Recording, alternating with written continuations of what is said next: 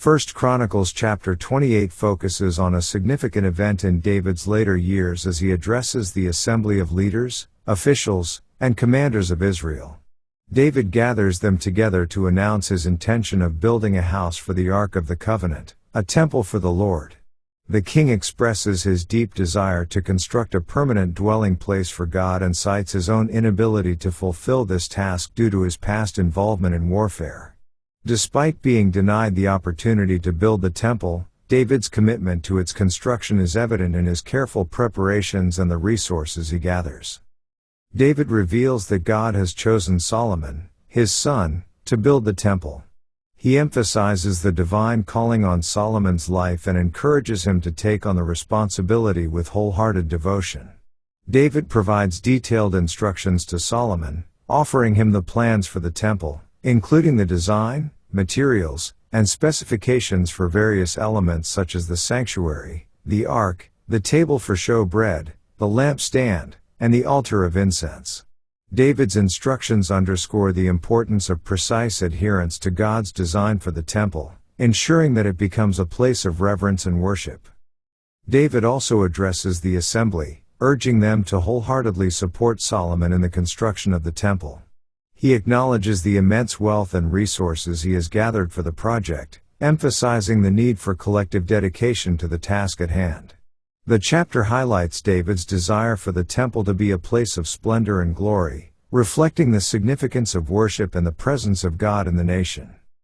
In a closing note, David hands over the plans and resources for the temple to Solomon and exhorts him to take action. David's charge to Solomon includes a call to obey God's commandments and to build the temple with wisdom and understanding. The chapter concludes with the acknowledgement that the leaders and people present were filled with joy and offered willingly in support of the construction of the temple, setting the stage for Solomon's reign and the realization of David's vision for the house of God.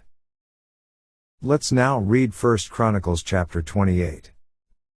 And David assembled all the princes of Israel, the princes of the tribes, and the captains of the companies that ministered to the king by course, and the captains over the thousands, and captains over the hundreds, and the stewards over all the substance and possession of the king, and of his sons, with the officers, and with the mighty men, and with all the valiant men, unto Jerusalem.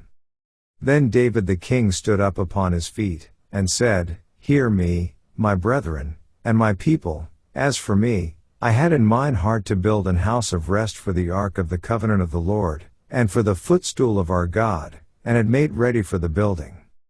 But God said unto me, Thou shalt not build an house for my name, because thou hast been a man of war, and hast shed blood.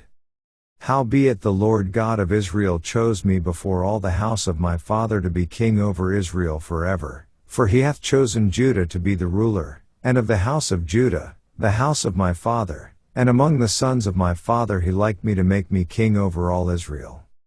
And of all my sons, for the Lord hath given me many sons, he hath chosen Solomon my son to sit upon the throne of the kingdom of the Lord over Israel. And he said unto me, Solomon thy son, he shall build my house and my courts, for I have chosen him to be my son, and I will be his father. Moreover I will establish his kingdom forever, if he be constant to do my commandments and my judgments, as at this day. Now therefore in the sight of all Israel the congregation of the Lord, and in the audience of our God, keep and seek for all the commandments of the Lord your God, that ye may possess this good land, and leave it for an inheritance for your children after you forever. And thou, Solomon my son, know thou the God of thy father, and serve him with a perfect heart and with a willing mind, for the Lord searcheth all hearts, and understandeth all the imaginations of the thoughts. If thou seek him, he will be found of thee, but if thou forsake him, he will cast thee off forever. Take heed now, for the Lord hath chosen thee to build an house for the sanctuary. Be strong, and do it. Then David gave to Solomon his son the pattern of the porch, and of the houses thereof, and of the treasuries thereof, and of the upper chambers thereof, and of the inner parlors thereof, and of the place of the mercy seat. And the pattern of all that he had by the Spirit, of the courts of the house of the Lord, and of all the chambers round about, of the treasuries of the house of God, and of the treasuries of the dedicated things.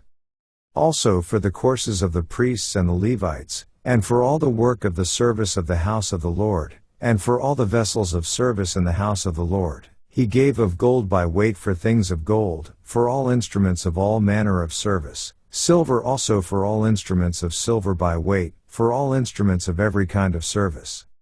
Even the weight for the candlesticks of gold, and for their lamps of gold, by weight for every candlestick, and for the lamps thereof, and for the candlesticks of silver by weight, both for the candlestick, and also for the lamps thereof, according to the use of every candlestick.